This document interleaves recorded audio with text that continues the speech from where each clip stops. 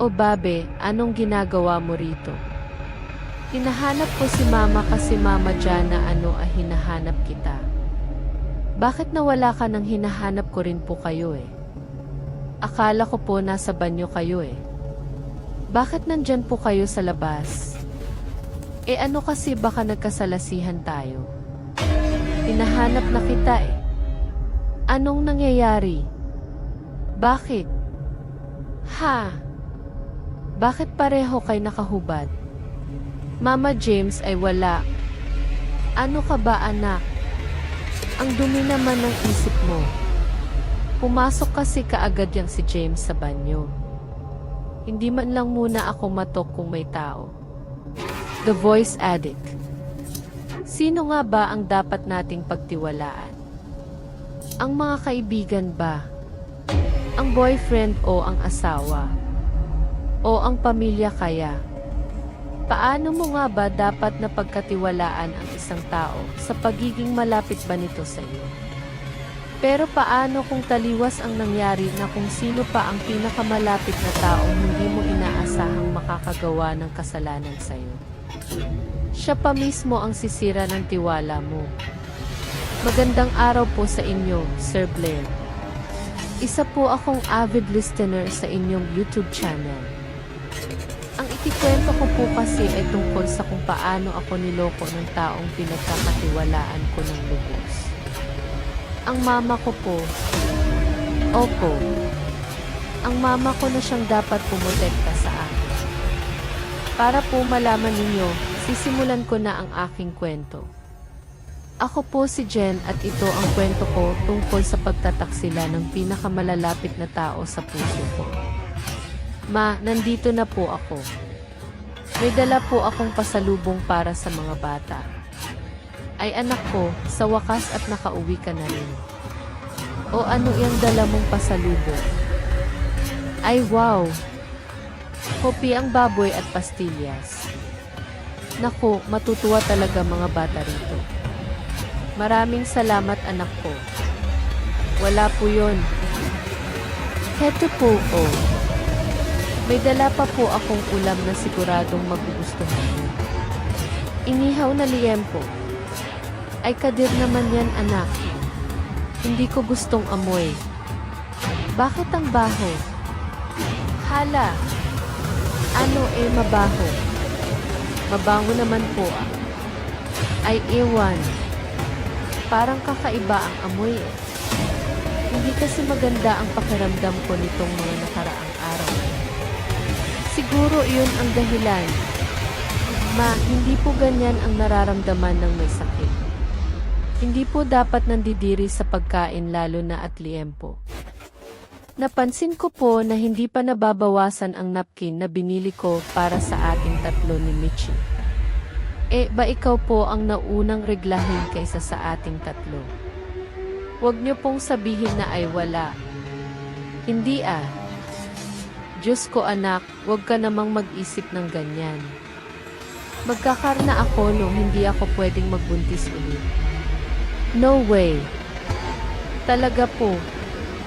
Sigurado ka. Ay siguradong sigurado.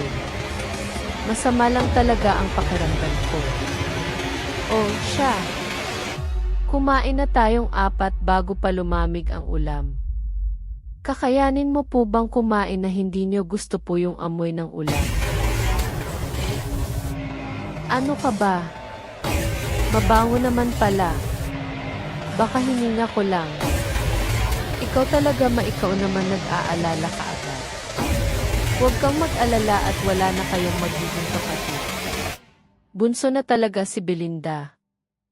Sana nga po at hindi maganda kung sakali na buntis ka tapos ako naman mag-aasawa ng iyong magiging tita ng anak ko, halos kasing edad lang din.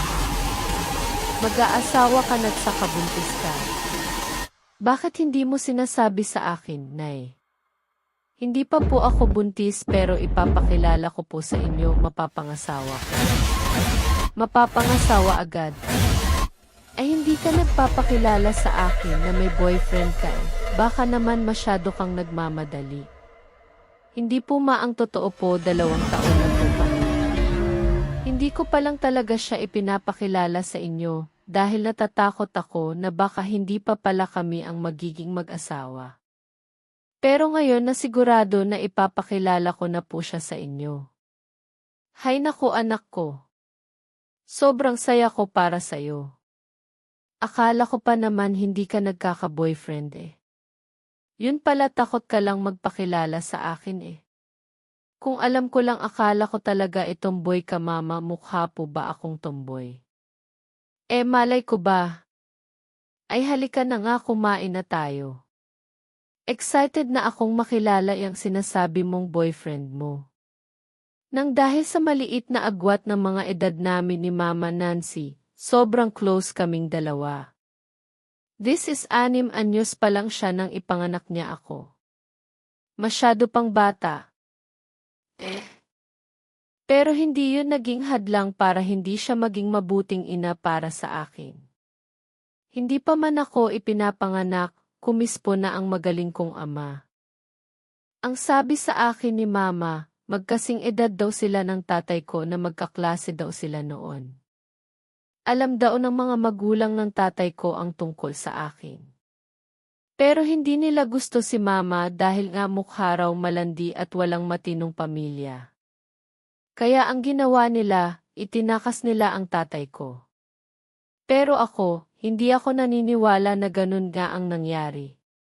Kung talagang itinakas lang ang tatay ko sana bumalik siya. Itinaguyod ako ni Mama ng mag-isa. Magkasama kami sa lahat ng masasaya at malulungkot na araw hanggang sa makatagpo siya ng isa pang lalaki nung 12 anyos ako. Hindi na bago sa akin ang magkaroon siya ng iba't ibang boyfriend. Pero kasi Sir Blair, nabuntisan siya nung lalaking yon. 2 taon din silang nagsama. Akala ko nga ay magiging maayos na kami na may tatay na ako. Pero naghiwalay rin sila sa kadahilan ng malandi raw ang mama ko. Anak, mga anong oras ba darating ang boyfriend mo? Parating na po siya. Kakareply niya lang po sa akin. Nasa biyahe na raw po siya papunta rito. Mukhang excited na po kayo syempre naman excited na ako kung ano bang itsura ng minahal ng anak ko.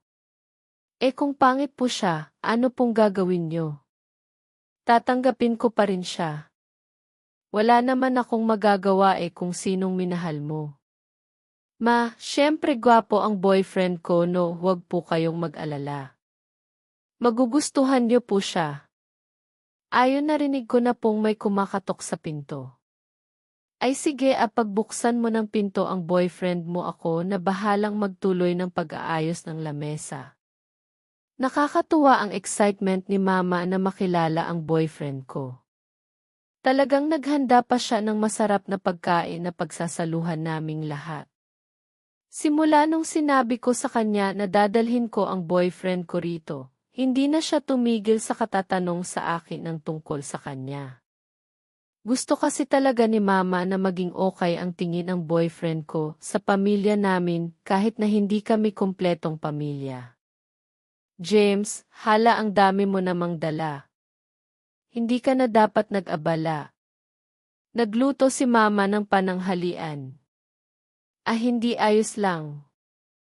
Nahihiya din naman kasi ako na pumunta rito nang walang dala sige na bili mo na Tara na pasok ka. Pasensya ka na sa bahay namin ha. Maayos naman ang bahay nyo at disente pa. Magandang tanghali po tita. Magandang tanghali rin. Ay, may dala kang donut. Opo, para po sa mga bata. Kasi ang sabi po ni Jana, may mga kapatid po siyang mas bata sa kanya. Ay, malayong agwat sa kanya ng mga kapatid niya totoo nga po pala na ang bata niyo pa pong tignan. Hindi bata pa kasi talaga ako Teka, ilang taon ka na ba? Parang mas may edad ka kaysa sa anak ko. Ma, nakalimutan ko pong sabihin sa'yo na malapit na magnegatibo 30 itong si James. Ha? Ang layo naman ng age gap ninyo. Pero okay na rin kung mas matured ang lalaki. Hindi katulad ng mga nakakarelasyon ko. Naku, pasensya na't madaldal ako masyado. Bali na kayo at kumain na tayo ng tanghalian. O ano? Nagugutom ka na ba? James, James ang pangalan mo. Tama. Opo, tita. Medyo gutom na nga po ako eh. Teka James, dito ka na maupo. Salamat, Jana. Ito ba ang bunso mong kapatid? Ang bata pa pala. 7 taon pa lang siya. Ito na ang niluto kong tanghalian. Menudo. Wow, ayos. Paano niyo po nalaman na paborito kong menudo? Siyempre. Ano pa ba? Sinabi ni Jana. Kinulit talaga ako niya ni Mama para lang malaman kung anong paborito mong ulam. Hindi ka pa man niya yan nakikita, excited na siya. Nahihiya tuloy ako bigla. Ano ka ba? Huwag kang mahiya.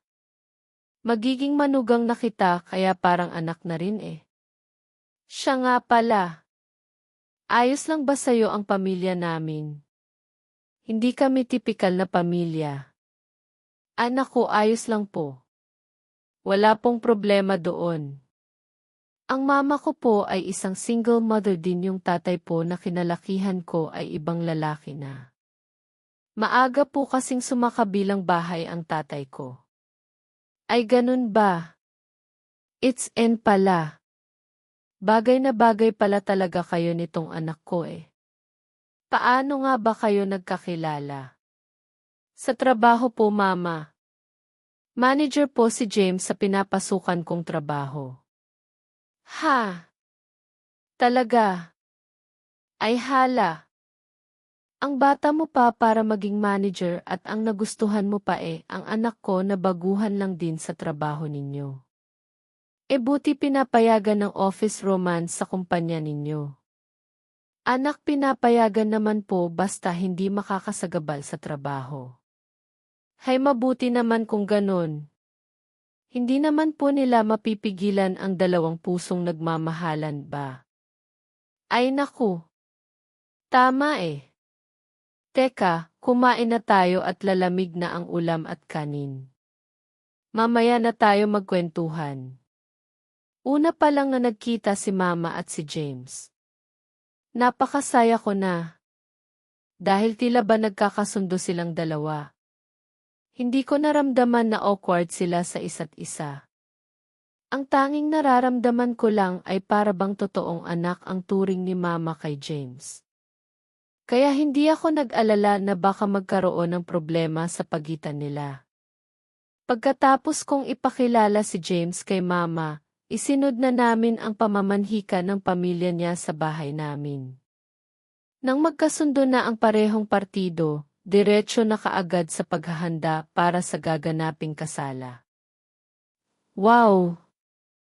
Wala na talagang atrasan to, ano ka ba naman? May bala ka pa bang umatras? Ikaw talaga? Oh, wala na. Ano ka ba? Kinakabahan lang talaga ako. Ikaw ba? Hindi ka ba kinakabahan na magiging soon-to-be Alvarez ka na? Kinakabahan pero mas lamang kasi ang excitement na nararamdaman ko eh. Ano ba kasing ikinakaba mo? Kinakabahan ako kasi baka biglang mag-away si Mama at si Tita Nancy. Si Mama kasi ewan ko ba kung bakit ganun na lang ang inis niya kay Tita. Mabuti na nga lang at marunong umintindi ang Mama mo. Naman, understanding naman si Mama. Saka naintindihan ko rin naman ang Mama mo. Siguro naiinis siya kay Mama dahil parang malandi ang dating. 3 kasi kaming magkakapatid sa iba't ibang tatay. Kung ang ibang tao nga naiinis sa kanya, Mama mo pa kaya? Kahit na. Sana man lang din kasi maintindihan ni Mama na hindi naman si Tita Nancy ang pakasalan ko kundi ikaw. Hayaan mo na. Sigurado naman akong balang araw magiging maayos din ang tingin ni tita kay mama. Patutunayan niyo ng mama ko no. Sa katulad nga ng sinabi mo, ako ang pinakasalan mo kaya ako dapat ang problemahin ni tita. Hindi alam ni mama na under ako sa'yo. Yun na nga. Hay, kaya mahal na mahal kita eh. Napaka-understanding mo. Kakaiba ka kaysa sa ibang mga babae na siguradong kapag hindi gusto ng nanay ng mapapangasawa niya ang nanay niya mismo, baka umatras na kaagad sa kasal. Mahal kasi kita. Mas mahal kita, Janet. Nung pinakasalan ko si James, siguradong sigurado ako na siya na talaga ang makakasama ko habang buhay. Ni hindi ko naisip na pagtataksilan niya ako, dahil palagi niyang ipinaramdam sa akin kung gaano niya ako kamahal. Nang dahil sa kanya nagbago ang pananaw ko pagdating sa mga lalaki na hindi lahat ay kagaya ng tatay ko at ng mga tatay ng mga kapatid ko. 1 taon lang matapos naming ikasal na buntis kaagad ako. Pero dahil maselan ang pagbubuntis ko, kinailangan naming kunin si mama at ang mga kapatid ko sa bahay namin ni James para may mag-alaga sa akin. Huminto na rin ako sa pagtatrabaho dahil kailangan kong mag-bed rest ma. Maraming salamat talaga at pumayag ka na mag-alaga kay Jana habang nagbubuntis siya. Nako, walang problema sa akin yon. Ano ka ba? Anak ko to eh. Sino pa bang mag-aalaga sa kanya kundi ako lang, di ba? Kahit kasi anak mo ako ma, nakakahiya pa rin. Nakakapagtaka nga na ganito ako kaselan kung magbuntis eh. Samantalang ikaw noon nakakapagtrabaho ka pa habang nagbubuntis ka sa mga kapatid ko. Ano ka ba diyan? Syempre magkaiba naman kasi ang katawan ng bawat babae. Kahit pa sabihin mong anak kita. Paano kung nagmana ka pala kasi sa tatay mo? Mama naman wala namang matras ang tatay ko eh. Basta relax ka lang dyan at ako nang bahala sa lahat. Okay. Basta James, magtrabaho ka lang ng mabuti para suportahan kami. Alam mo naman na hindi ako makakapagtrabaho nito. Ilang buwan nga kamong sabi ng doktor na bed ka. Ang sabi raw po hanggang 4 na buwan. Masang daw po kasi ang unang trimester ng pagbubuntis ko, tapos i-check pa kung magiging maayos na ba ako sa pangalawang trimester. 4 na buwan akong walang trabaho. Sasaluhin mo naman kami ba, James? Naman, Mama. Bibigyan ko rin po kayo ng allowance para po sa sarili niyo. Huwag po kayong mag-alala. Hay mabuti na lang talaga at galanting manugang ko. O siya, sige na, pumasok ka na sa trabaho at baka malate ka na. Ay teka. Nag-almusal ka na ba? Ay hindi na po. Sa opisina na lang po ako mag-aalmusal. Huwag po kayong mag-alala. Sige na lang po ang asikasuhin nyo. Sigurado ka? Opo. O sige po, aalis na po ako. Kayo na po ang bahala ah. Jana babe, alis na ako. Sige mag-ingat ka sa trabaho babe. Simula nung araw na yon, tumira na nga si mama kasama ang mga kapatid ko sa bahay namin ni James. Nung una, wala namang naging problema. Natural lang na may mga pagkakataong hindi kami nagkakaintindihan ni mama. Minsan kasi may mga hindi magandang salita siyang nasasabi sa akin. Pero naiintindihan ko naman. Hanggang sa isang gabi, umuwing lasing si James. Kapag lasing siya, madalas na hindi siya nakakapag-isip ng maayos. Nangulit din siya at kung ano-ano ang mga nasasabi. Babe, dito na ako. Babe, James, bakit lasing ka? Ang sabi ko sa'yo ba, huwag kang magpapakalasing ng husto at hindi kita kayang asikasuhin sa kalagayan ko ngayon. Hay naku! Nakakainis. Ano ka mo? Wala, sabi ko miss ko na yung dating tayo. Miss ko na ang lambingan nating dalawa. Hanggang kailan ba ako magtiti? Babe, alam mo naman ang sitwasyon ko ngayon, ba kailangan nating isaalang-alang ang sitwasyon ng pagbubuntis ko. Alam ko naman yun eh. Pero sana naman maintindihan mo rin yung pangangailangan ko bilang isang lalaki. Babe, sabik na ako sa'yo eh. Hindi ba't doktor na mismong nagsabi na bawal yun? Ano ba yan? Marami namang paraan eh. Ayaw mo lang. James, ano ka ba? Ilang buwan lang naman ang titiisin mo. Buwan ay hindi lagpas 1 taon. Kasi nga naman hindi talaga pwede hanggat buntis ka at 2 hanggang 3 buwan pagkatapos mong manganak. Kakayanin ko ba yun? Sige nga isipin mo nga. Kakayanin mo yun, James. Kakayanin natin para sa baby natin ba? Hay naku ewan. Ano pa nga bang magagawa ko? James, wag mo naman akong talikuran. James naman. Matulog na ako. Lasing ako. Babe, naaawa rin naman ako sa'yo at naiintindihan ko ang sitwasyon mo.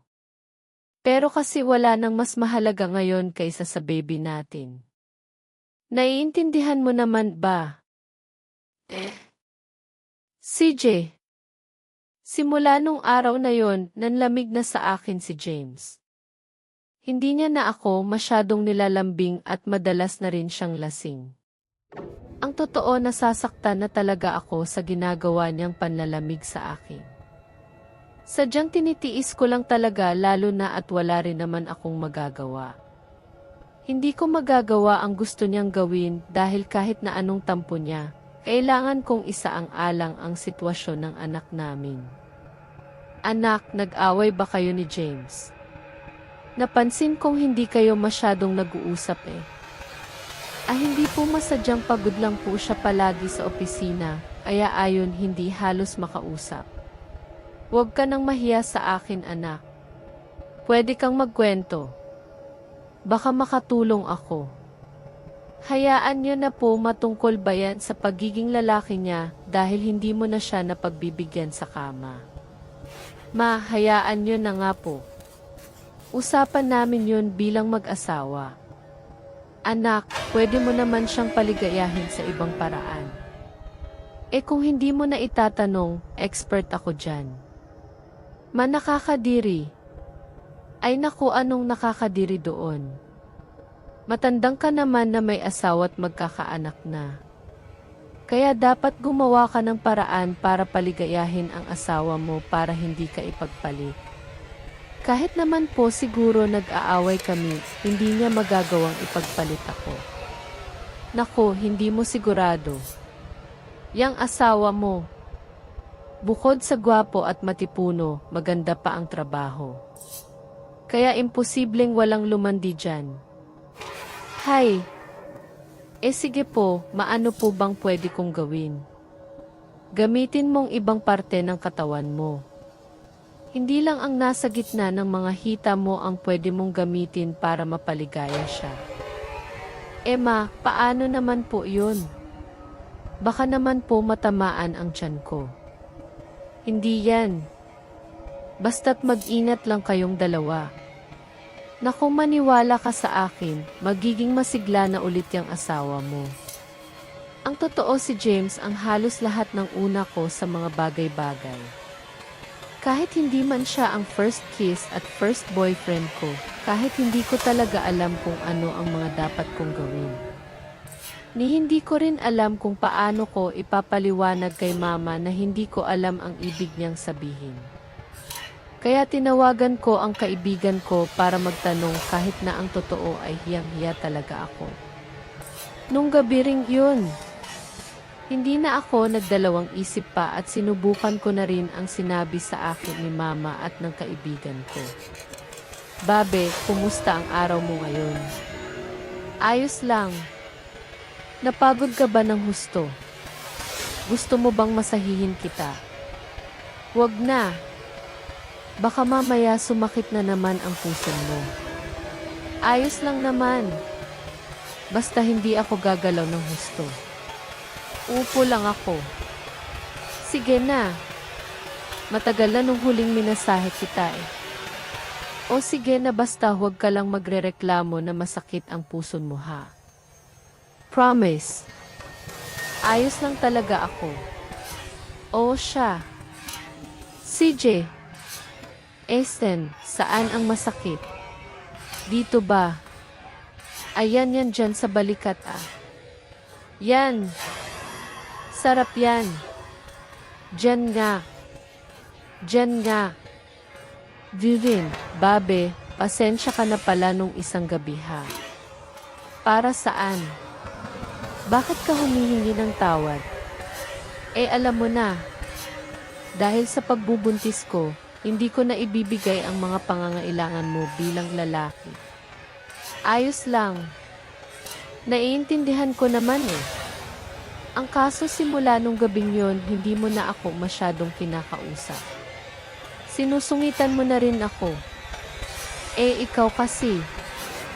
Naipaliwanag ko naman na sa iyong dahilan. Saka naroon ka di ba nung sinabi mismo ng doktor na hindi talaga pwede pero kasi ang hindi ko pa nasasabi sa iyo yung wala talaga akong alam sa mga sinasabi mo. Kung hindi pa ako sinabihan ni mama, hindi ko pa maiisip yun. Ano? Sinabi mo kay mama ang problema natin. Eh hindi. Bigla na lang niyang tinanong sa akin kung nag-away ba tayo. Wala talaga akong sinabi sa kanya, promise. Basta sinabi niya na lang sa akin, mukhang maraming karanasan si mama tungkol sa ganito. Eh, alam mo naman na ilang beses siyang sumubok sa iba't ibang lalaki ba? Kaya siguro ganun na lang ang kaalaman niya pagdating sa ikinikilos ng mga lalaki. Tulad na lang ng kinikilos mo nitong mga nakaraan, ikaw din naman kasi masyado kang halata. Naku, nakakahiya naman kay mama.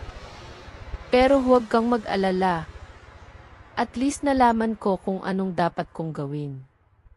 Huwag mong sabihin na nagpaturo ka kay mama kung paano.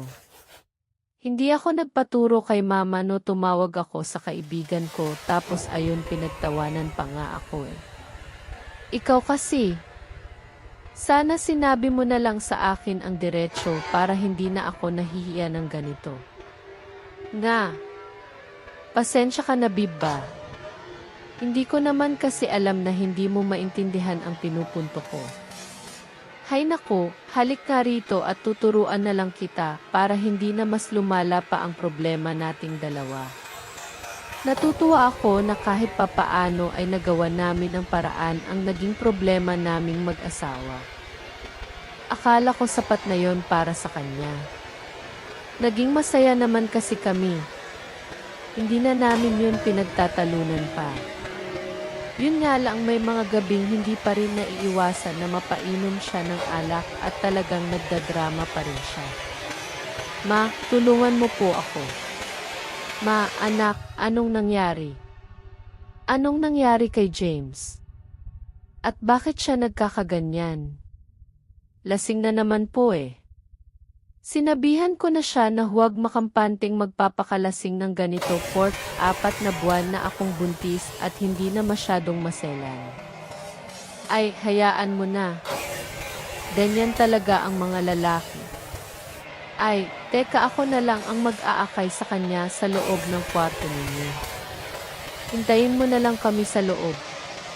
Tutulungan ko na lang po kayo. Ma, pasensya na po ah. Pasensya na talaga mahay nako kung talagang nanghihingi ka ng pasensya, bumawi ka sa asawa mo. Huwag kang panayang pasaway dyan. Nagpapakabait naman po ako eh. Love you ma James, ano ka ba? Ang kulit mo. Ma, bakit ang ganda-ganda mo po? Abay syempre akong pinagmanahan ng asawa mo. Maganda. Maganda na. Mabait pa ma-deserve niyo po na magkaroon ng asawa. Babe, ano ba ang kulit mo ha? Pasensya na po talaga kayo sa inaasa ng asawa ko ha. Wala yun. Alam ko namang lasing lang siya. Kung kabataan niyo po siguro, mas maganda kayo kay Diana. Ano? Abay. Naman. Ano? Mas maganda talaga ako sa anak ko. Pinipilahan pa. Mama, wag niyo na nga pong patulan eh. Ito kasing asawa mo eh. E tara na nga James. Sa susunod na gawin mo pa to, ako na mismong magagalit sa'yo. Imbis na tumigil siya sa kaiinom ng alak nang dahil sa sinabing ni Mama, mas lalo pa siyang lumala. Para bang naging dependent na siya sa alak. Hindi na siya makatulog ng maayos kapag hindi siya umiinom nun. Tinatanong ko naman siya kung may problema ba, pero ang palagi niya lang namang sagot sa akin ay wala. Sadyang ginagawa lang daw niya yon na libangan. Hinayaan ko na lang siya kahit na sa totoo lang ay naiinis na talaga ako. Nahihiya na kasi ako kay Mama. Nahihiya ako na ganun ang kinikilos ng asawa ko. Hanggang sa isang gabi habang hinihintay ko siyang umuwi na alimpungatan na lang ako nang sa kalagitnaan ng gabi ay wala pa rin siya. Kaya kaagad akong bumangon sa kama at tinignan ng oras. Laking gulat ko nang makitang 3 oras na ng madaling araw. Samantalang kahit nalalasing siya, umuuwi pa rin naman siya ng 10 oras ngaranta na ako at kaagad na lumabas ng kwarto, bit-bit ang cellphone ko. Paulit-ulit ko siyang tinawagan pero hindi siya sumasagot. Ititigil ko na sana ang pagtawag sa kanya at ite-text na lang dapat nang may napansin ako. Bawat tawag ko sa kanya, naririnig ko na may nagriring. Nung una, akala ko ay nagkakamali lang ako ng rinig. Hanggang sa sinundan ko ang tunog at nakarating ako sa kusina. Doon ay nakita ko ang cellphone niya na nakalapag sa lamesa. Nasaan na kaya yun? Nagtatakang inilibot ko ang paningin sa paligid. Saka ko lang din napansin ang sapatos niya na nakalagay lang kung saan-saan na para bang hinubad lang ng nagmamadali. Dinampot ko yun at saka inilagay sa lagayan ng mga sapatos. Hanggang sa patuloy na paglilibot ng mga mata ko sa paligid. Nakita ko sa wakas ang damit niya. Nasa tapat yun ng banyo. Kaagad dumaloy ang matinding kaba sa dibdib ko. Naisip ko na baka umuwi siya ng lasing at nakatulog bigla sa banyo. Kaya dali-dali akong lumapit sa pinto at sinubukan kong buksan. Pero nakalock kaya sinimulan ko na siyang katukin. James, babe, buksan mo ang pinto. Nandyan ka ba, James? Diyos ko, baka nadulas ngayon. James, buksan mo ang pinto, babe. Tatakot ko na baka kung ano na ang nangyayari sa kanya. Hinagilap ko ang susi na nasa kabinet na nasa gilid ng pinto ng banyo. Mama! Si James nakulong po sa pinto. Mama! Babe, ayos lang ako. Babe, James, babe, ano bang nangyari sa o dyan? Nabasa ako sa labas kanina eh. Kasi natumba ako habang naglalakad pa uwi kaya ito naligo ako. Babe, ano ka ba naman?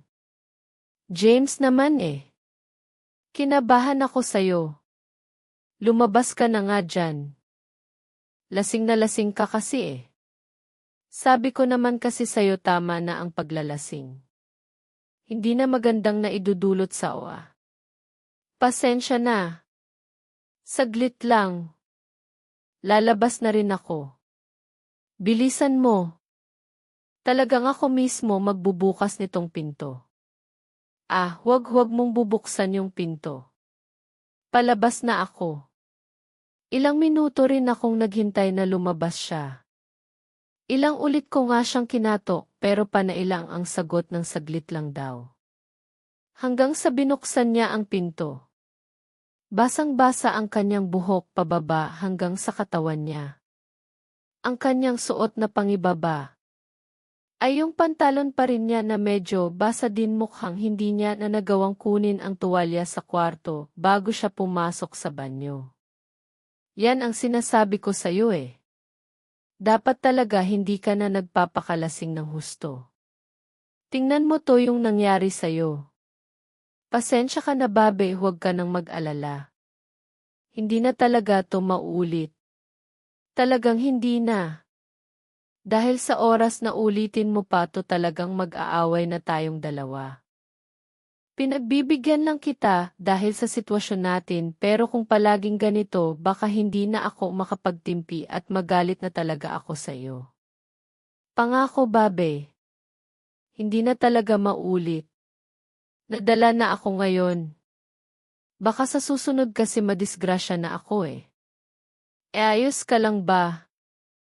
Hindi ka ba nasaktan? Hindi. Ayos lang ako. Tara, halik na sa loob ng kwarto at matulog na tayo. Mauna ka na.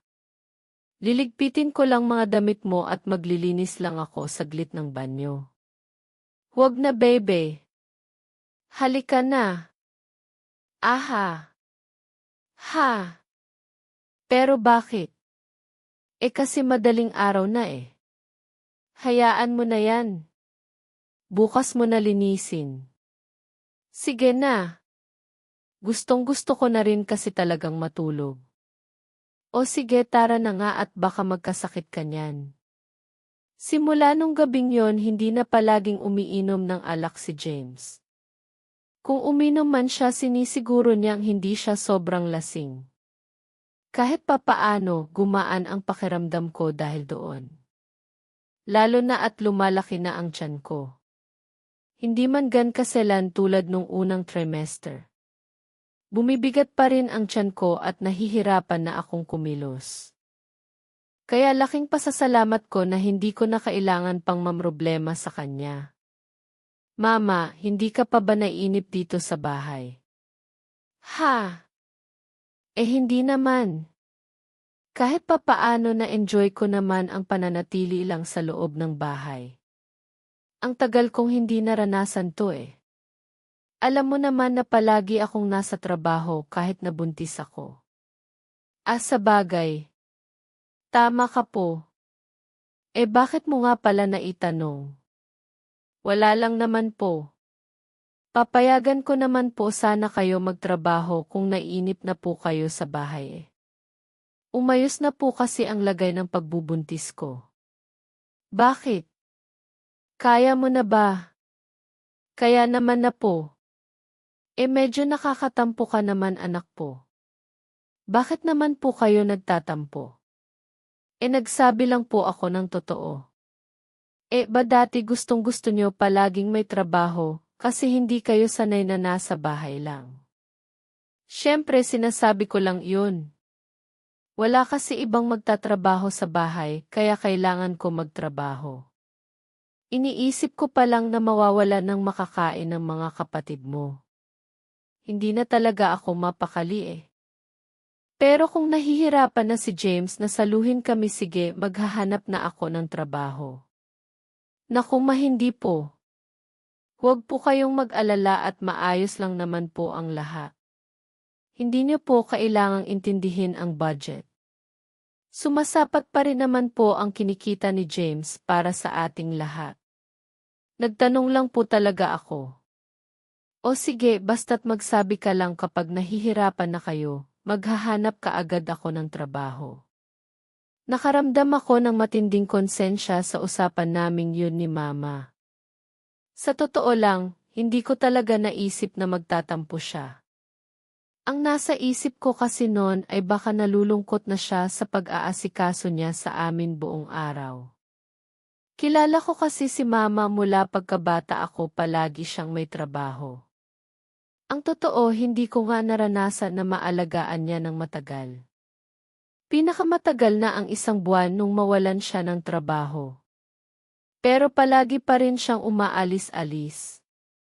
Inisip ko na lang na dahil siguro sa edad niya nagbago bigla ang pananaw niya sa buhay. Ilang araw pa ang matuling lumipas. Madaling natapos ang pangalawang trimester ng pagbubuntis ko. 7 buwan na ang tiyan ko ngayon kaya kailangan na naming mamili ng mga damit para sa baby. Kami lang sana ni James ang mamimili pero dahil mapilit siya na isama si Mama para daw kung sakali na may mga makakaligta, isinama na namin siya. Lilith, baru-baruan. Mittens. Pranela, ano pa bang kulang natin, babe? Parang kumpleto naman na yata ang lahat. Bumili ka na rin ng lampin, diaper at bonnet. Kailangan ng bata yan. Ay nga po pala. Naku, mabuti na lang at nandyan ka. Mama, dapat mamili ka na rin ng mga maternity dress na mas malaki kaysa dyan sa suot mo. Tara doon tayo Nandoon ang mga maternity dress. Sige po, mateka lang pala. May tumatawag sa akin. Baka sa trabaho to, saglit lang ha. Sige, doon lang muna kami sa mga dress. Tinulungan ako ni Mama sa paghahanap ng maternity dress na kailangan ko.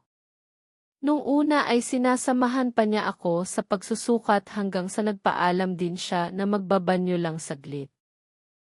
Hinayaan ko na lang muna siya at nagpatuloy sa pagsusukat. Pero nang magbabayad na ako at wala pa rin silang dalawa, nagtaka na ako. Kaagad na nagbayad ako ng mga pinamili sa cashier at saka sila sinundan sa labas. Sinubukan kong tawagan si James pero ang sabi busy daw ang linya kaya naisip ko na baka kausap pa rin niya. Ang kung sino mang tumawag sa kanya. Kaya si Mama naman ang tinawagan ko. Pero din parehong busy ang linya. Kaya ang ginawa ko ay pumunta na ako sa banyo ng mall. Pagdating ko roon, nagtataka ako kung bakit wala naman si Mama. Lahat na ng cubicle ay binuksan ko. Kinatok ko na rin ang mga sarado para malaman kung si Mama ba ang naroon. Pero wala talaga. Kaya wala akong nagawa kundi ang lumabas na lang ng banyo. Ngunit saktong pagkalabas ko, nakita ko si James na lumabas mula sa banyo ng mga lalaki. Pawis na pawis siya habang ibinubutunis ng maayos ang suot niyang pulo. Oh baby! Anong ginagawa mo rito? Hinahanap ko si Mama kasi. Mama. Jana. Ano? Hinahanap kita. Bakit nawala ka na sa store? Hinahanap ko rin po kayo Akala ko po nasa banyo kayo Bakit nandyan po kayo sa labas? Ano kasi baka nagkasalisihan tayo? Hinahanap na kita O ikaw naman James, bakit ang tagal mo? Sino ba yung kausap mo sa cellphone? Si Kulas Kasi nagkaproblema siya sa ginagawa niyang trabaho, kaya at tinulungan ko, bakit pawis na pawis ka sakto namang sumakit ang tiyan ko bigla Ay siya nga pala, nakapagbayad ka na ba sa mga pinamili mo, baka may kulang pa. Kumpleto na po, maumuwi na po tayo. Ha? Baka kain pa tayo sa restaurant. Wala na kasi akong gana Sumakit ang tiyan ko. Kaso nagugutom na ako Pwede bang ako na lang? Ako rin nagugutom na. Halika na anak, kumain na tayo. Pero kung hindi talaga maganda ang pakiramdam mo, ipafatid na lang kita sa taxi tapos kakain na lang kami ni Mama. Ano ka mo? Hahayaan mo akong umuwi na mag-isa ha? Ano Ano kasi hindi naman yun ang ibig kong sabihin. Bahala ka. Kung gusto mong kumain ka. Mauna na ako anak. Sasabay na ako sa'yo pag-uwi. Pero maakala ko ba gusto mong kumain? Ano ka ba naman, James? Hindi pwedeng pabayaan sige dahil malaki na ang tiyan niya. Tara na Vi, hayaan mo na yung asawa mo. Emosyonal ang mga buntis. Ayon sa pagkakaalam ko, pero sa pagkakataong yon alam ko na hindi lang basta emosyon ang umiral sa akin. Alam ko na may nangyayari talaga na alam kong hindi ko magugustuhan. Ramdam ko na nagsisinungaling sa akin si James, at nararamdaman ko rin na may itinatago siya bukod pa sa paraan kung paano niya ako ituring. Napansin ko kasi na para bang wala na siyang pakialam sa akin, na parang kung tutuusin, mas may pakialam pa siya sa kung ano ang nararamdaman ni Mama. Pakiramdam ko ginagawa niya na lang ang dapat dahil natatakot siyang magalit si Mama sa kanya. Pagka-uwi namin sa bahay, nagkulong lang ako sa kwarto. Hindi rin naman ako sinusuyo ni James dahil siguro pakiramdam niya siya ang tama at ako ang mali. Kaya hindi rin ako nagpatinag kung masama ang loob niya na hindi ko siya pinagbigyan na kumain sa restaurant na gusto niya. Masama rin ang loob ko. Akala ko nga buong araw na kaming magkaaway hanggang sa bigla siyang pumasok sa kwarto namin at tumabi sa akin. Babe, pasensya ka na sa mga nasabi ko kanina. Dala lang talaga ng gutom kaya siguro nasabi ko ang mga yon. Gutom na talaga kasi ako noon eh. Ang tagal din kaya nating nagpaikot-ikot sa mall tapos hindi pa tayo kumain ng pananghalian. Hindi naman yun ang ikinagagalit ko eh. Pakiramdam ko kasi may itinatago ka sa akin. Ano naman ang itatago ko sa'yo, babe? Dahil ba natagalan ako kanina sa banyo ng mall? Mukha ba ako nagsisinungaling sao? Ewan. Basta kakaibang nararamdaman ko. Parang may tinatago ka sa akin. Dahil lang yan sa pagbubuntis mo. Babe, wala akong tinatago sa'yo. Pangako yan. Yung kanina dahilan talaga sumakit ang tiyan ko pagkatapos ko makipag-usap kay Kulas. Sige na babe, huwag ka na magalit sa akin please. Hindi ka pa nga kumakain eh. Ilang oras na ang lumipas. Nagkukulong ka lang dito. Babe, nag-aalala nga ako sa oe. Baka kung ano na mangyari sa'yo at sa baby natin eh. Ikaw naman kasi eh. Sige na ha.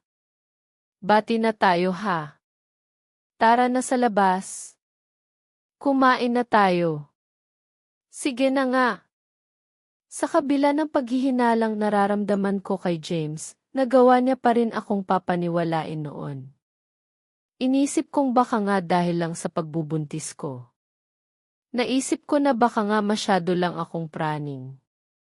Pero imbis na mawala ang dudang nararamdaman ko, unti-unti para bang may nagtutulak sa akin na mas magduda pa. Ilang beses ko siyang nahuhuling umaalis sa kama namin ng madaling araw. Kapag tinatanong ko siya, ang sabi niya, magbabanyo lang daw pero palaging matagal siyang bumalik. Hanggang sa makatulugan ko na lang ang kahihintay ko sa kanya at nagigising na lang ako na nasa tabi ko na siya. Isang umaga, pagkaalis ng asawa ko papunta sa trabaho habang naglilinis ako ng kwarto, nadampot ko ang pantalon niya. Ilalagay ko na sana yun sa basket pero laking gulat ko nang may biglang nahulog sa sahig na nagmula sa bulsa at nang pulutin ko yun, kaagad na filamig ang buong katawan ko. Naistatwa ako ni hindi ako makakorap habang pilit na tinitignan ang pante na hawak-hawak ko.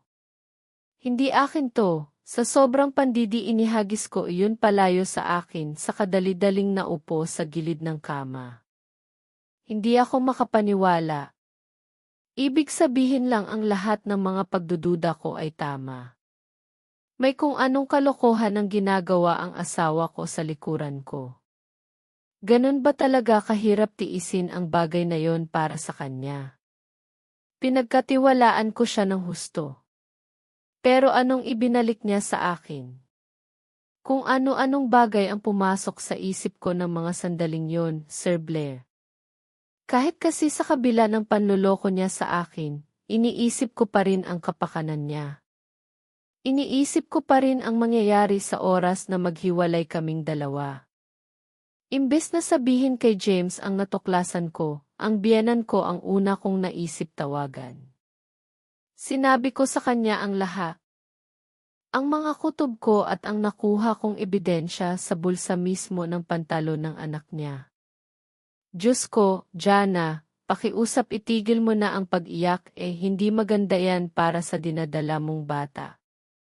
Hindi ko po mapigilan sobrang tiwala ko po kasi talaga sa kanya Mahal na mahal ko po si James, mahanda naman po akong patawarin siya. Pero gusto ko po sanang itigil niyang ginagawa niyang pambababae. Ay napakabait mong bata diyan. Wala akong masabi dahil kung ako ang nasa sitwasyon mo, hindi ako mangingiming makipaghiwalay kaagad. Mahal ko po si James Taka magkakaanak na po kami. O siya sige kakausapin kong anak ko tungkol dyan. Teka lang. Nasabi mo na ba sa nanay mong tungkol dito? Yun na nga po. May gusto pa po sana akong ipakiusap sa inyo. Huwag mong sabihin gusto mong ilihim natin sa nanay mong tungkol dito. Diyan ko si James pero hindi ko ito-tolerate ang kalokohang ginawa niya sa iyo. Kailangang malaman ng mama mo para mapagsabihan niya ang anak ko. Ang mga anak natural na hindi nakikinig sa nanay. Pero kung nanay ng asawa niya ang sumaway sa kanya, siguradong makikinig siya at hindi na ulit pa. Tingin niyo po. Pero kakausapin ko pa rin si James. Basta't ha. Ito ang una't huling gagawin sa uto ng anak ko. Jada, mabuti kang babae. Ayokong kawawain ka lang ng anak ko. Ma, salamat po ha. Buong akala ko po kakampihan mo si James. Hindi ko kailanman kakampihan ang malidian. Ayoko na sanang sabihin kay mama ang nangyari dahil ayokong masira ang tingin niya kay James. Dumaan na sa iba't ibang manloloko ang mama ko. At kung malalaman niyang maging ang anak niya ay nabiktima rin ng manloloko, baka hindi kayanin ang puso niya. Pero sa kabilang banda, tama rin naman si Mama Beth, dapat malaman ni Mama para siya mismo ang kumausap kay James, lalo na at napapansin kong mas takot pa si James kay Mama kaysa sa akin. Kaya pagkatapos ng usapan namin ni Mama Beth sa tawag, minabuti kong lumabas ng kwarto at dumiretso kay Mama na abala sa pagluluto sa kusina. Nang makarating ako doon, nagtaka ako kung bakit nakabuka ka si Mama habang nakaupo sa may upuan. Nakasuot siya ng bestida habang hawak ang cellphone niya na nakatutok sa gitna ng kanyang mga hita. Ma, ano pong ginagawa niyo? Hala ka. Ay ano-ano. May nahulog na barya sa ilalim ng lamesa. Ayun. Ay Diyos ko, ano ba yan? Nakakahiya pala ang posisyon ko rito. Iniilawan ko kasi. Iniilawan niyo po pero sa loob ng palda niyo. Ma, may bago po ba kayong boyfriend? Ay ano? Wala. Ma, huwag kayong mag-alala at ayos lang naman po sa akin kung may boyfriend ka. Pero huwag naman sanang dito ka makipag-vibe call at videohan mo pa yang anis mo baka makita ka ng mga bata. Ay ano wala naman sila. Kahit na po sa susunod po huwag mo di ulitin yun ha. Sige pasensya ka na. Siya nga pala. Bakit ganyan ang mga mata mo? Bakit namumugto? Saglit akong natahimik. Nawala kasi sa isip ko ang mga sasabihin ko kay Mama nang dahil sa nahuli kong ginagawa niya. Pakiramdam ko maling timing kung sasabihin ko sa kanya ngayon. Kaya imbis na sagutin, umiling ako. Wala po. Naiyak lang po akong bigla. Siguro dahil sa hormones ko. Sigurado ka ba? Para kasing ang laki ng problema mo Sigurado po ako huwag po kayong mag-alala. Anak, huwag ka nang mahiya sa akin. Kilalang kilala kita. Alam ko kung may problema ka. Hindi ko po alam kung paano ko sisimulang sabihin sa'yo. Sabihin mo na sa akin kahit hindi maayos. Pagtatagpi-tagpiin ko may babae po yata si James.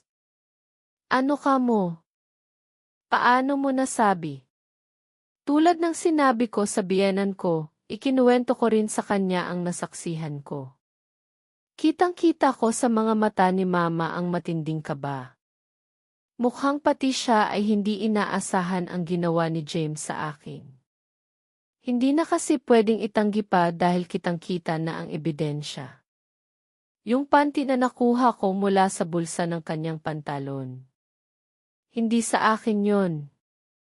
At kung hindi nga sa akin, bakit nasa bulsa ng pantalon niya? Kung may naglagay man nun, sino at bakit niya gagawin? Wala akong natatandaan na may kaaway ang asawa ko o kahit ako. Kaya isa lang ang ibig sabihin nun. May ginawa siyang kalokohan. Tahimik na niyakap ako ni Mama habang umiiyak sa balikat niya. Hindi siya nagsalita. Akala ko nga ay wala talaga siyang sasabihin sa akin na kahit na ano. Pero nagulat na lang ako sa ginawa niya nang umuwi si James. Nakauwi na ako. Mabuti naman at nakauwi ka na. Oh, Mama. Teka, ano pong meron? Bakit po parang galit kayo? Hindi natapos ni James ang sasabihin niya nang bigla na lang siyang sinampal ni Mama ng napakalakas. Halos tumilapon si James sa side. Dumugo ang gilid ng kanyang labi. Bakit?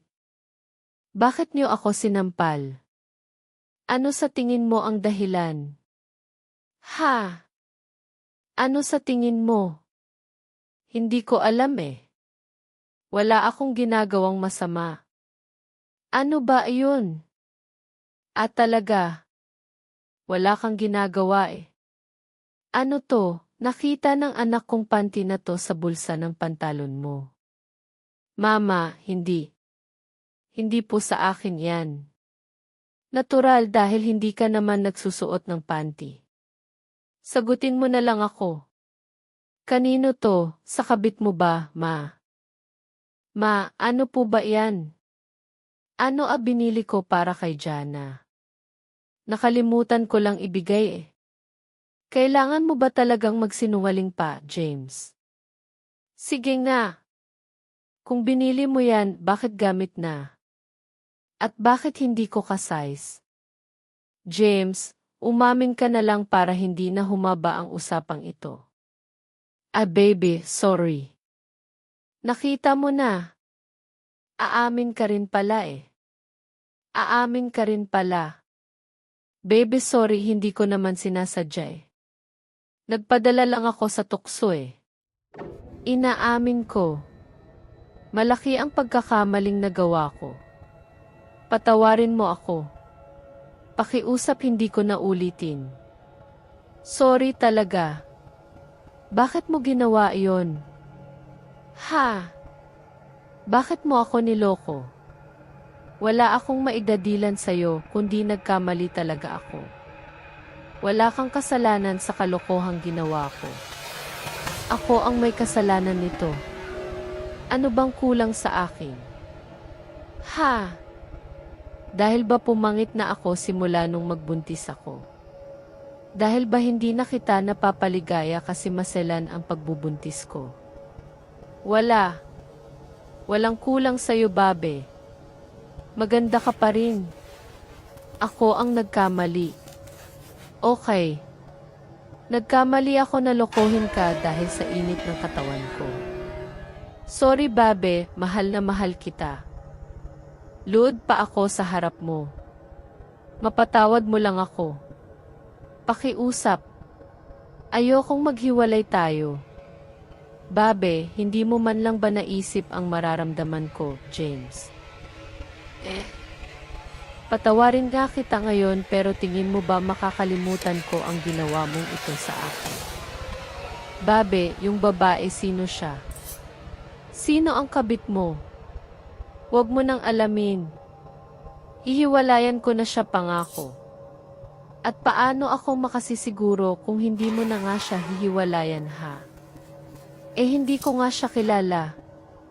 Maniwala ka sa akin please.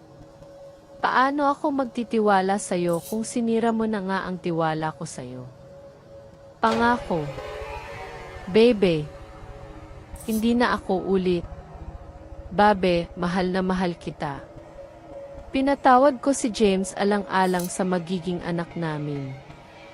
Pero kahit pinatawad ko na siya at bumabawi na siya sa akin sa pamamagitan ng mga panunuyo niya, gabi-gabi pa rin akong hindi makatulog. Gabi-gabi kong iniisip ang katakilang ginawa niya sa akin. Hindi ako mapanatag na hindi ko man lang nakilala kung sino ang naging kabit niya. Pakiramdam ko, ulitin lang din niya ang ginawa niyang ito sa akin na kinuha lang niya ulit ang tiwala ko at babalikan din niya ang babaeng yun. Wala akong ideya sa kung ano ang dapat kong gawin para mapanatag hanggang sa bigla na lamang tumawag sa akin ang biyenan ko. Jada, ano sabi sa ni James? Naghiwalay na ba sila ng kabit niya? O pumayon po ang pangako niya sa akin? Lentik na batang yon. Napakasinungaling. Ano po? Bakit po manakita siya ng tiuhin niya? May kasama siyang ibang babae. Pumasok sila sa isang motel. Sinasabi ko na nga ba Sinasabi ko na nga ba at kinukuha niya lang ulit ang loob ko, pero babalik din siya sa pambababae. Jada. Ayoko bang gawin ito pero sa tingin ko, ito lang ang paraan para tumigil na yung anak ko sa ginagawa niyang pambababae. May naiisip po kayong paraan. Ano po baka po magawa natin ang paraan? Yung panting nakuha mo sa pantalon ni James. Sana naitabi mo pa. Naitabi ko pa nga po. Balak ko sanang sunugin pero ewan ko ba hindi ko maintindihan ang sarili ko kung bakit itinabi ko pa. Siguro kasi alam mong magagamit mo pa. Paano ko po magagamit yun? Magkita tayo kung kailan ka pwede. Ibigay mo sa akin ang pantinayaan at ako na bahala. Ma, kinakabahan po ako sa gagawin niyo. Basta maniwala ka sa akin, titigil ang asawa mo sa pambababae kapag nasimulan ko ng binabalak kong gawin. Dahil sa pagkadesperadang makaganti, Sir Blair, nakipagkita nga ako sa biyenan ko at ibinigay sa kanya ang panty na nakuha ko mula kay James. Hindi ko sigurado ang gagawin niya. Pero higit kay James, malaki ang tiwala ko kay Mama Beth. Ilang araw ang nakalipas at isang beses na lang akong tinawagan ni Mama Beth. Ang sabi niya sa akin, nagawa na raw niya ng paraan ang pambababae ni James at paniguradong hindi na raw siya ulit pa. Nung una ay hindi ko talaga yun naintindihan kasi paano nga ba titigil si James dahil lang ibinigay ko sa biyenan ko ang panty ng kabit ng asawa ko. Wala talaga akong ideya sa kung ano ang ginawa niya. Pero sa kabilang banda, naisip ko rin na baka pinagbantaan niya si James. Hanggang isang gabi sa kalagitnaan ng mahimbing kong tulog, bigla na lang akong nagising dahil sa malakas na sigaw ng asawa ko. Saglit lang yon pero nabulabog ang buong bahay namin. Dali-dali akong bumangon mula sa kama. Pero wala naman sa kwarto namin si James. Kaya lumabas ako ng kwarto, doon ko siya nakita. Hubada ang damit niyang pangitaas habang nakaboxers lang siya sa pang-ibaba. Pero ang ikinagulat ko ay nang makita kung saan siya nakatingin. Nakatingin siya sa banyo kung saan kalalabas lang ni Mama na nakatapis ng tuwalya. Anong nangyayari? Bakit? Ha? Bakit pareho kayong nakahubad? Mama James ay wala. Ano ka ba anak? Ang dumi naman ng isip mo. Pumasok kasi kaagad yan si James sa banyo ni hindi man lang muna ako matok kung may tao.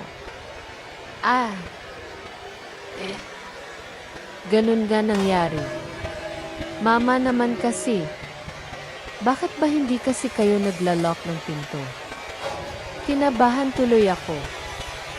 Hay naku, akala ko naman kung ano na nangyari eh. Ano ba kasing gagawin mo sa banyo, James? Iihi lang naman sana ako eh. Umihi ka na nga. Bukas na lang ako maliligo.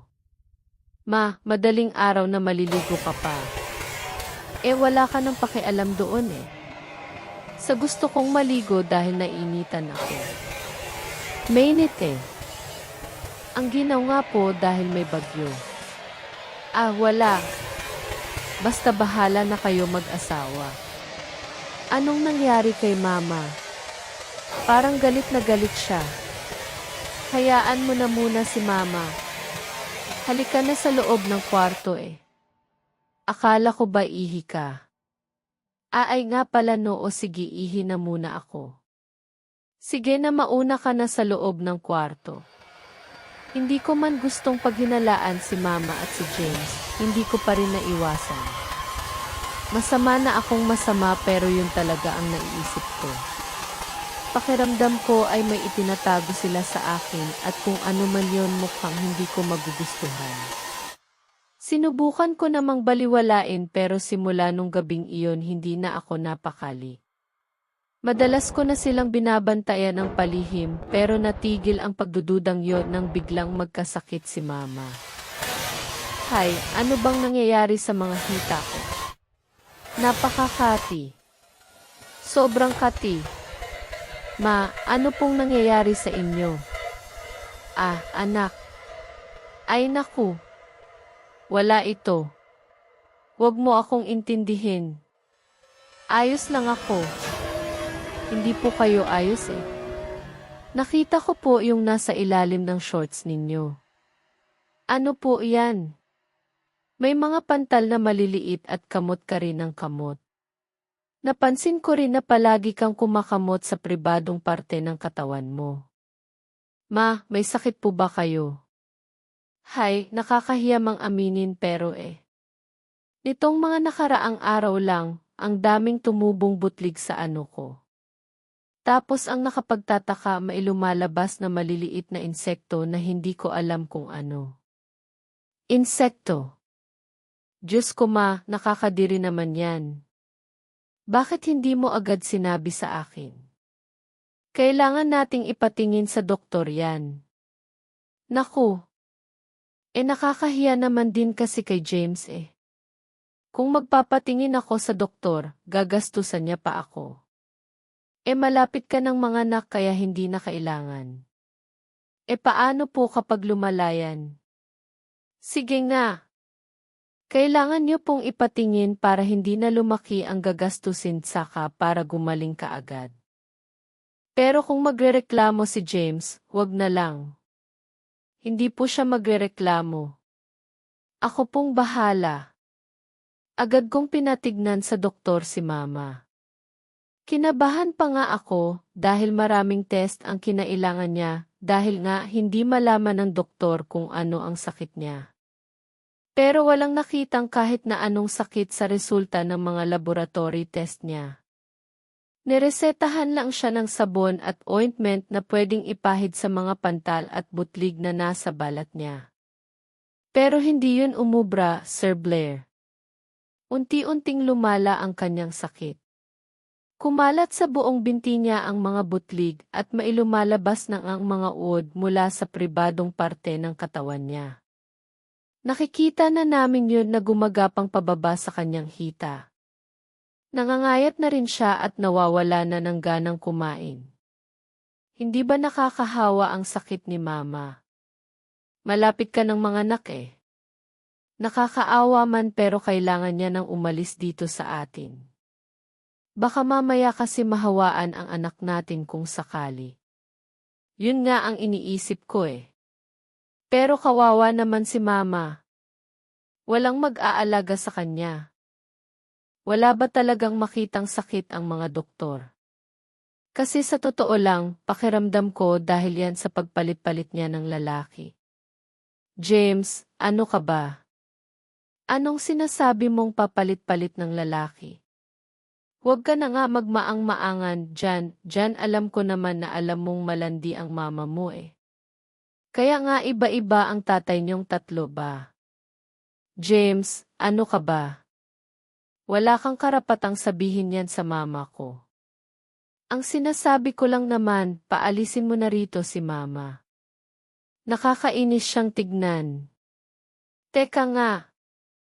Bakit biglang nagtagan ang tono mo ng pananalita pagdating kay mama? Samantalang napaka-close niyo nga noon. Eh basta nakakainis lang kasi. Nakakainis. Bakit ka naiinis? Pwede ba Jana? Huwag ka nang ang tanong ng tanong.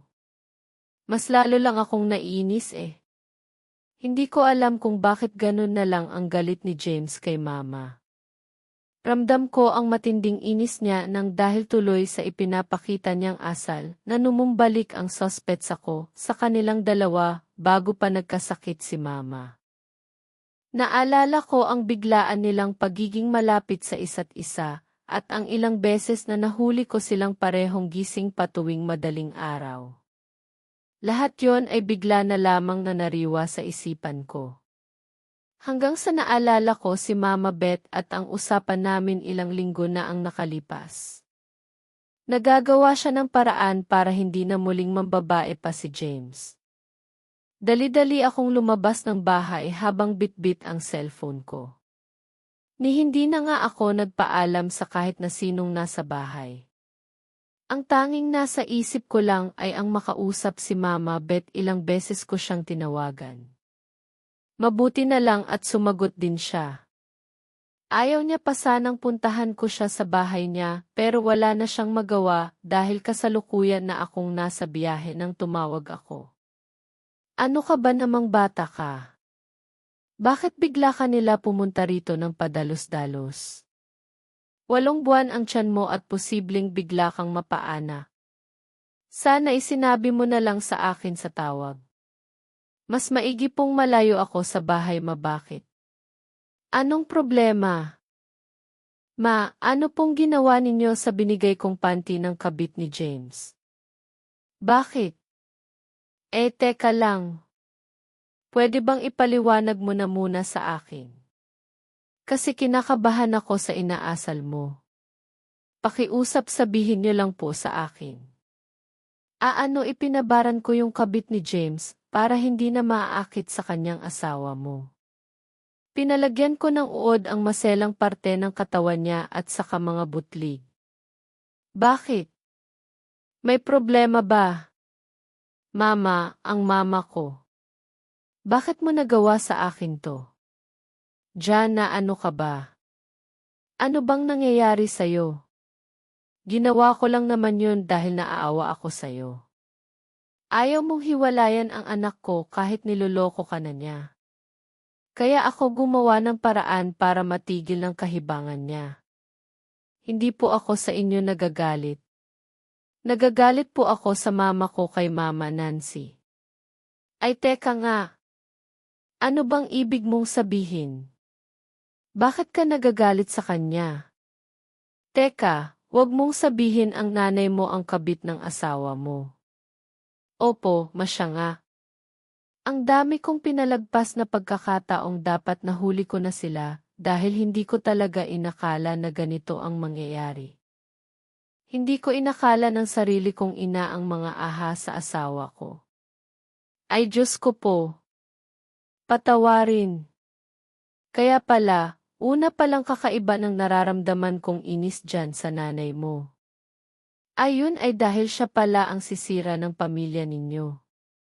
Ano pong gagawin ko paano ko siya haharapin? Paano ko haharapin ang sarili kong ina? Makinig ka sa akin, Jan, at nanay mo siya. Siya ang nagluwal sa'yo. Pero wala siyang karapatang agawin ang asawa mo. Walang kapatawaran ang ginawa niya. Babalik tayo ngayon sa bahay ninyo at ako mismong kukumpronta sa kanya.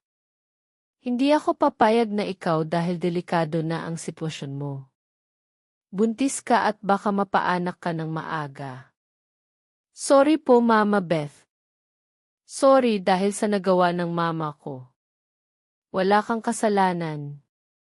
Ang asawa mo at ang nanay mo ang may kagagawa nito. Buong biyahe pa uwi sa bahay namin, wala akong ginawa kundi ang umiyak ng umiyak. Hindi makapag-isip ng maayos ang utak ko. Kaya masasabi kong maswerte ako na nasa tabi ko si Mama Beth. Dahil kung wala siya, malamang na hindi ko na alam kung ano ang nagawa ko sa sarili ko dahil tulirong-tuliro ako. Nang makarating kami sa bahay, wala nang inaksaya pang oras si Mama Beth, pumasok kaagad kami sa loob at naabutan pa si Mama Nancy at James na tila nagtatalo. Pinagtatalunan nila ang tungkol sa sakit ni Mama. Mama, bakit bigla naman po kayong dumalaw? Wala po kayong pasabi. Ha? Talagang ang bilis ninyong mag-iba ng usapan ah. Parang may narinig akong sinabi mo rito kay Nancy na baka nanlalaki siya. Habang kayo pa ay naging kayo ng biyanan mo. James, ano ka ba ang sama naman ang tingin mo sa akin? Masama dahil masama rin ang ginawa mo sa asawa mo. Ano po bang sinasabi niyo, V? Ano bang sinabi mo rito kay Mama? James, huwag ka na magkaila. Sa dinamir amin ng babaeng ginawa mong kabit, mama ko pa talaga, G, anong sinasabi mo? Wala kaming relasyon ni James. Mandiri ka nga sa sinasabi mo. Ikaw ang mandiri. Malandi kang babae. Lahat kami ay natigilan. Nang bigla na lang sinampal ng biyenan ko si Mama Nancy. Namula ang pisngi niya at kitang-kita ko ang matinding galit na nanuot sa mga mata niya. Bakit mo ako sinampal? Ha? Anong karapatan mong saktan ako? Bakit ba ang hilig mong magsinungaling? Wala ka bang konsensya? Ha? Anak mo ang inagawan mo ng asawa. Wala akong inaagaw. Wala nga kaming relasyon. Bakit ba ayaw ninyong maniwala? Ha? Paano ako maniniwala kung ang binaran ko na kabet ni James ay ikaw pala? Anong ibig mong sabihin? Ha? Hoy Beth, anong sinasabi mo? May mga uod sa pribadong parte ng katawan mo. Ba may mga butlig? At tignan mo ang dati mong napakakinis sa balat ay nanggigitata na. Ngayon ano pang idadahilan mo, Nancy? Walang hiya ka. Ikaw palang dahilan kung bakit ako nagkakaganito ha. Ikaw pala. Alisin mo barang mo sa akin. Lintik ka, Mama. Ang ibig mo sabihin nito, umaamin ka na sa ginawa mo na pinatulan mo ang asawa ko. Wala naman akong magagawa eh. Alam niyo na pala. Kaya paano pa ako makakatanggi? Mama niyo po nagawa yan sa akin, anak niyo po ako. Sobrang laki ng tiwala ko sa'yo. Matatanggap ko pa kung naging masamang ina ka sa akin eh. Pero hindi maalam ko pong mahal po ninyo ako. Alam ko po iyon. Kaya bakit niyo nagawa sa akin to para din sa'yo, anak? Alam kong sitwasyon mo. Masanang pagbubuntis mo at itong asawa mo sabik na sabik sa init. Kaya sa halip namang babae siya, di ako na lang ang gumawa para punan ng mga pagkukulang mo. Abay siraulo ka naman pala eh. Sinong matinong ina ang mag-iisip ng ganyan ha? Kahit hindi ikaw ang naging babae ng anak ko, mambababae pa rin siya eh. Sadyang Makati ka lang. Nancy. Inakit niya po ako eh. Inakit ako ni Mama. Hoy, anong inakit ang pinagsasabi mo dyan? Ikaw ang nagbibigay ng kakaibang motibo. Hindi ka palagi nagsusuot na maigsing damit at inaakit ako gamit ang paglalambing at paghawak-hawak sa akin. Hindi totoo yan. Ikaw ang palaging nagrereklamo sa akin na kesyo ang anak ko, hindi na kayang gawin ng mga bagay na dating ginagawa niya. Tama na. Pakiusap. Itigil yun ang pagpapaliwanag dahil sa kahit na anong anggulo. Mali kayong dalawa. Mali ang ginawa ninyo kaya hindi ninyo dapat binibigyan ng hustisya ang mga ginawa ninyong kababuyan. Anak, patawarin mo si mama ha. Anak, nanay mo ako, maanak mo rin po ako. Pero naisip niyo po bang mararamdaman ko bago po ninyo ginawa to sa akin? Kayo pa po ang nagsabi sa akin kung anong gagawin. Sinampal niya pa po si James nung nalaman kong may kabit siya. Salip na obab na lang po kayo, mabuong buhay ko ang taas ng tingin ko sa inyo, pero lahat ng mabuting ginawa mo sa akin, naglaho na parang bula, dahil sa ginawa mo ngayon na-realize kong lahat ng kamalian mo sa amin na at mabuti ka, pero yung kalandian mo sumobra na napati ang asawa ko, pinatos mo na wala kang utang na loob pagkatapos kitang buhayin, pagkatapos kong isakripisyo ang kabataan ko sa'yo. Wala talaga dahil hindi ko naman ginustong ipagbuntis mo ako. Hindi ako ang bumukha ka at nagpabuntis ng maaga. Hindi ako kaya huwag mong sasabihin sa akin, utang na loob ko ang pagpapalaki mo sa akin. Lumayas ka rito. Lalayas talaga ako. Ang kapal ng mukha mo. Ako nang ang tumulong para hindi mangulilang asawa mo. Ako pa ngayon ang masama. Ipinabarang mo pa ako. Aalis ako rito. Hindi mo isasama ang mga kapatid ko. Sa akin na sila. Anong sabi mo? At paano naging sayo ang mga anak ko? Kukunin mo sila o kakasuhan kita at ipapahiya. Ha? James, wala ka malamang sasabihin ha. Pagkatapos ng lahat, pinaligaya kita. Samahan mo ako. Kaya kong maging mabuting asawa sa'yo. Luluhuran kita araw-araw. Paliligayahin kita hanggang pagtanda. At sa tingin mo ba papayag ako? Ibalanding babae. Hindi mo makukuha ang anak ko. Hala James. Hindi po ako sasama sa kanya. Nakita mo na kaya umalis ka na. Walang lugar, walang kwentang malanding ina sa bahay na ito. Magbabayad kayo sa ginawa ninyo sa akin. Gamutin mo muna ang barang na ginawa ko sa'yo. Hinding-hindi kita atrasan. Ipapakulam din kita, ipakulam mo. Hindi ako natatakot. Kung wala si Mama Beth, sigurado na hindi ko kakayanin na labanan ang sarili kong ina.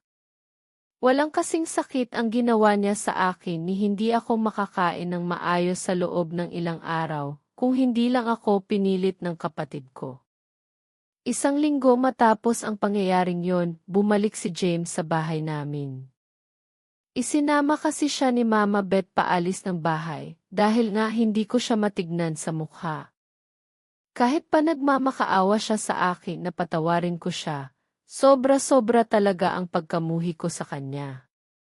At ngayon ngang nasa harapan ko siya, ang tanging nakikita ko lang ay kung paano niya nasikmurang makipagtalik sa sarili kong ina. Anong ginagawa mo rito? Babe, pwede ba tayong mag-usap? Alam ba ni Mama Beth na nandito ka? Ha? Hindi niya alam. Pumuslit lang ako para pumunta rito. Galing ako sa trabaho. Gustong-gusto na kasi talaga kitang makausap eh. Hindi pa ako handang kausapin ka. Kaya pakiusap umalis ka na. Ja, hindi ka ba nag-aalala sa anak natin? Hindi mo ba naiisip kung anong buhay ang mangyayari sa kanya kung maghihiwalay tayong dalawa? Kapag naghiwalay na tayo, mawawalan siya ng ama. Bakit siya mawawalan ng ama? Mamamatay ka na ba? Hindi yun ang ibig kong sabihin, Jana. Alam mo naman eh. Magiging tulad niya tayo. Hindi kumpleto ang pamilya. Walang ama. Gusto mo ba siyang tuksuhin tulad ng panunuksong naranasan natin noon nung mga bata pa tayo? Hindi ka ba nakukonsensya? Hindi mo man lang ba iniisip yun? Ikaw ang tatanungin ko ngayon. Hindi ka ba nakonsensya sa ginawa mo sa akin? Ha? Hindi mo naisip na pwedeng mahuli kita at maghihiwalay tayong dalawa. Tawarin mo na kasi ako. Bakit ba ang tigas-tigas ng puso mo? Hindi kita mapapatawad, James. Dahil sa tuwing nakikita kong pagmumukha mo, nakikita ko kung anong itsura mo kapag may ginagawa kang kalaswaan kasama ang nanay ko. Patawarin man kita ngayon, araw-araw ko maaalala kung gaano kasama ang ginawa mo sa akin.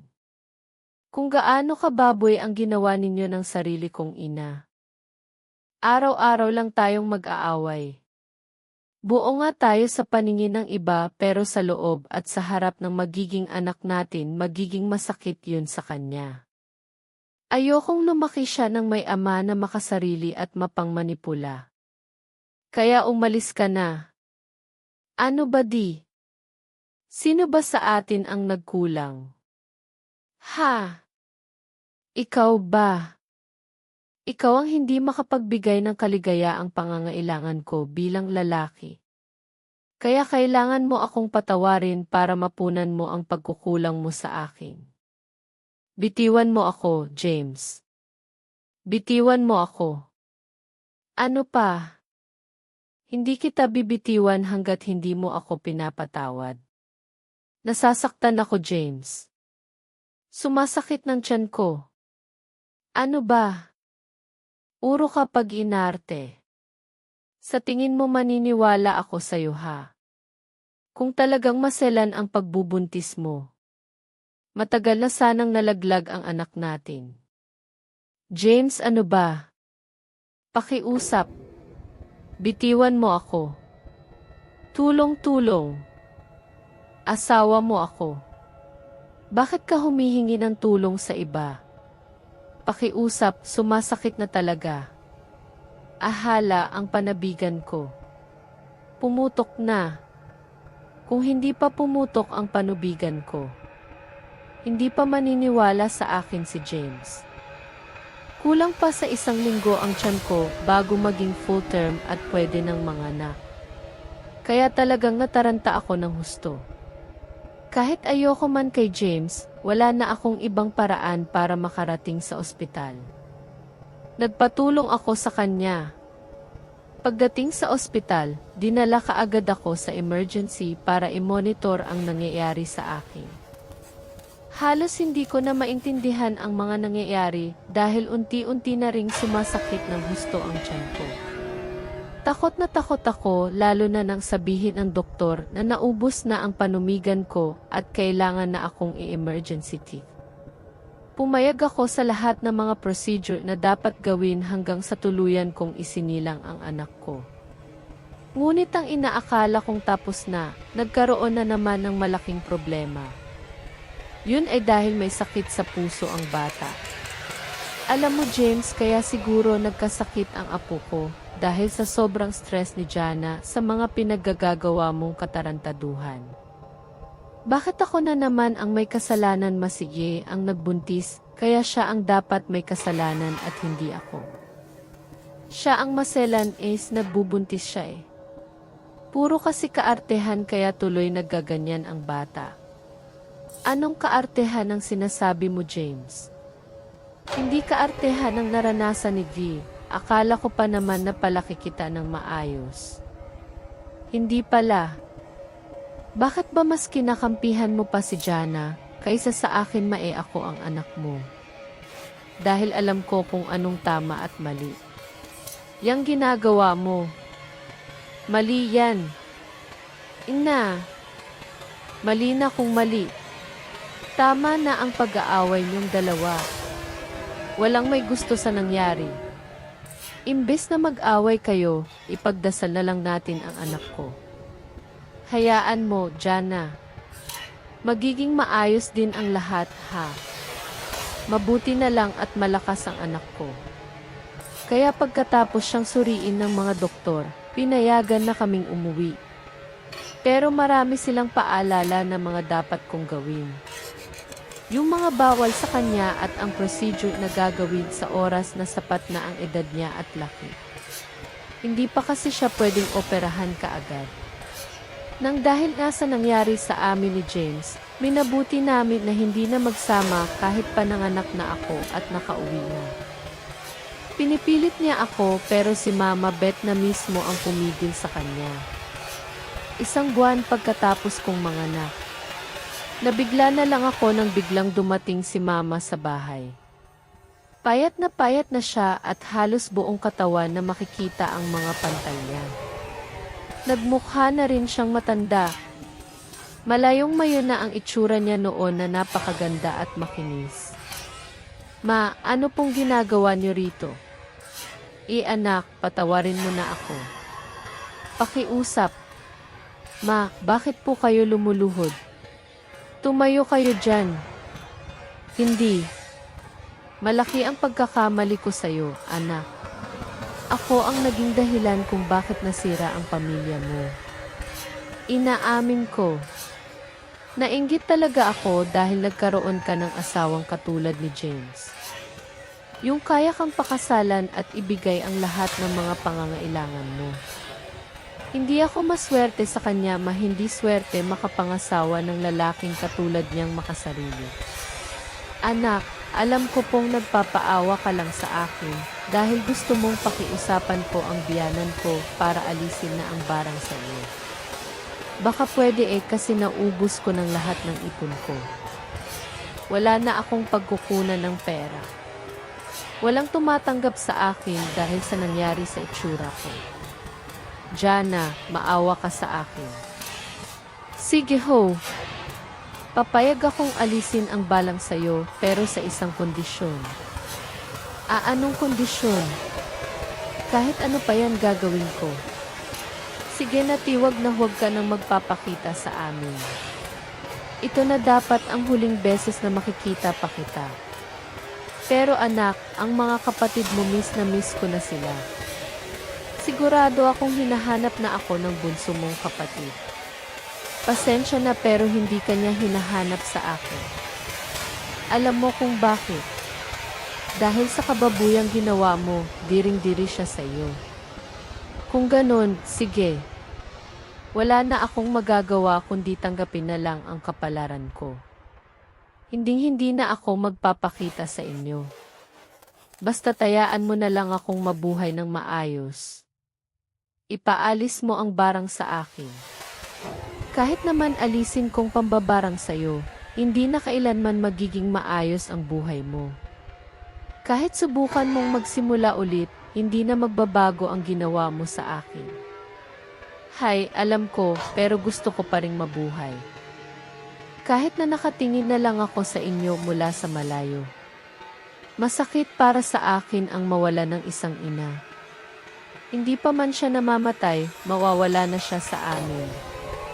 Hindi kasi ito ang inasahan kong magiging katapusan ng relasyon namin ng mama ko. Close talaga kami sa isa't isa. Simula pa nung bata pa ako, siya ang naging best friend ko. Pero kahit na ilang beses kong isipin na patawarin siya, hindi ko talaga magawa. Hindi ko maatim na patawarin siya sa kabila ng ginawa niyang kalaswaan. Nang umalis na si Mama, kaagad kong tinawagan si Mama Beth para kausapin siya tungkol sa pambabarang na ginawa niya kay Mama Nancy. Hello Vere, napatawag ka yata. Mama Beth, pasensya na ho kayo kung inisorbo ko po kayo sa kalagitnaan ng araw ninyo. Gusto ko lang po sanang itanong kung anong pwede kong gawin para itigil niyo na po ang pambabarang kay Mama. Jana, napatawad mo na ba si Dan? Hindi po kahit na anong hiling niyang paghingi ng tawad mula sa akin, hindi ko na siya mapapatawad. Bakit gusto mong itigil ang pambabarang sa kanya? Dahil sa tingin ko tama na ang nangyari sa kanya. Nawalan na siya ng pamilya at naranasan na niyang maging hindi maganda. Kailangan niyang mabuhay. Ayokong mamatay na lang siya dahil sa pambabarang mo. Hindi siya dapat namamahinga lang. Dapat magdusa siya panghabang buhay. Dapat buong buhay niyang maalala ang paniniraan niya sa pamilya ko. Kung ganun sige kakausapin ko mambabarang na bumabarang kay Nancy. Pero anak ito lang ang tatandaan mo. Ang pakikiapid sa asawa ng may asawa ay pinili ng nanay mo. Kaya sa kahit na anong anggulo, kahit anong sabihin ng mama mo, huwag kang maniniwala sa kanya. Hindi man niya kayang ulitin na makiapid sa asawa mo, kaya pa rin niyang saktan ka sa ibang paraan. Hindi ka Diyos para magpatawad. Opo, Mama. Tatandaan ko pong lahat ng mga sinabi ninyo. Maraming salamat po at nariyan kayo sa lahat ng pagkakataon. Kahit na anak niyo pa mismo ang lumoko sa akin. Simula nung araw na yon, hindi ko na talaga nakita pa si Mama na hindi na rin siya nangulit sa mga kapatid ko. Pero kahit hindi ko na siya nakikita, nagbibigay siya ng sustento sa mga kapatid ko sa pamamagitan ng mga kamag-anak namin. Ipinapa niya ang pera mula sa tiyahin ko o kaya naman sa pinsan ko na tinatanggap ko na lang at sinasabi ko rin sa mga kapatid ko para kahit papaano ay malaman nilang nagsusustento pa rin siya sa kanila. Hindi ko na inaalam kung ano na ang kalagayan niya. Para sa akin sapat ng alam ko na buhay siya. Sir Blair, mas naging maayos na po ang buhay ko nung naghiwalay kami ng asawa ko. Maganda ang trabaho niya at talagang maipagmamalaki ko siya kung sakali mang magkasama pa rin kaming dalawa. Pero kung kami pa nga rin talaga hanggang ngayon, siguro hindi magiging masaya ang buhay ko. Siguro ay palagi akong nag-iisip na baka lokohin niya na naman ako at siguro hindi ko masusubukan ulit na hanapin ang sarili kong daan para maging successful sa buhay. Opo. Nagtrabaho ako ulit pagkatapos kong manganak. Ang nag-alaga sa baby ko ay si Mama Beth. Naging maayos naman ang kurenting namin ni James, kahit na nagkaroon siya ng pangalawang asawa. Pero hindi na matatawag yun na legal niyang asawa dahil hanggang ngayon kasal pa rin kaming dalawa. Hanggang dito na lamang po ang kwento ko, Sir Blair. Sana po ay may natutunan sa akin ang mga avid listeners ninyo. Sana natutunan po ninyo na hindi lahat ng mga taong nakapaligid sa inyo ay totoo at dapat ng pagtiwalaan. Kung minsan kung sino pa ang pinakamalapit, siya pa ang unang sisira sa'yo. Muli, ako si Gay.